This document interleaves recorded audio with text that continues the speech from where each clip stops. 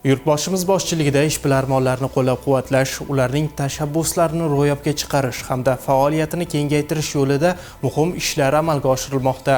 Ayniqsa tadbirkorning muammosini kabinetda emas, bevosita joyiga chiqib o'rganish, unga amaliy va moliyaviy ko'mak berish tizimi bugungi islohotlarning muhim bo'g'iniga aylandi.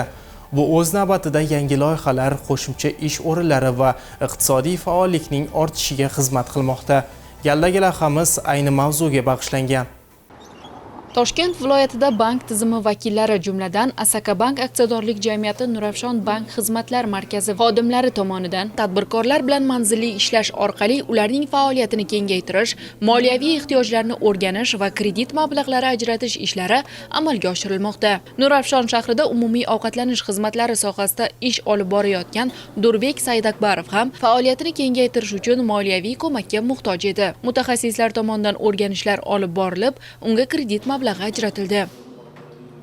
Yurtboshimizni biz tadbirkorlarga yaratib bergan imkoniyatlari bilan Asaka bankdan 100 million so'mgacha kredit olib, bo'sh ish o'rinlarini ta'minlab kelyapmiz. Ushbu kreditimizga shu o'zimiz tadbirkorlik yo'lidagi barcha jihoz uskunalarni sotib oldik. Hozirda ish faoliyatimizni samarali olib bormoqdamiz. Bizni shu bir xursand qilayotgan narsa, mana shu bank xodimlari o'zlari biz bilan muloqotlar qilib, barcha yordamlarni berib kelyapti.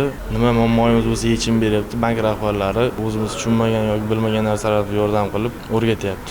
Bugungi kunda ajratilgan kredit mablag'i evaziga tadbirkor o'z faoliyatini kengaytirmoqda. Natijada qo'shimcha daromad manbai yaratilishi bilan birga yangi ish o'rinlari ham tashkil etilmoqda.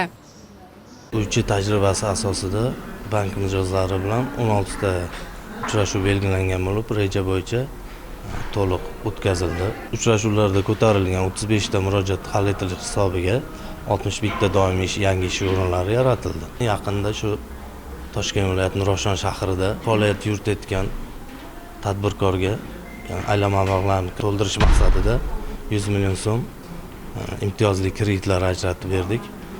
Bu kreditlar hisobiga shu tadbirkor mahallada 5 nafar fuqaroni bandligini ta'minlab, bugungi kunda o'z faoliyatini kengaytirib bormoqda. Qayd etish joiz, mazkur yengillashgan jarayonlar ortidan yangi g'oyalar hayotga tatbiq etilmoqda. Kichik tashabbuslar yirik loyihalarga aylanmoqda. Eng muhimi, bu tizim so'zda emas, amalda o'z samarasini ko'rsatib, tadbirkorlikni harakatga, harakatni esa iqtisodiy o'sishga aylantirmoqda.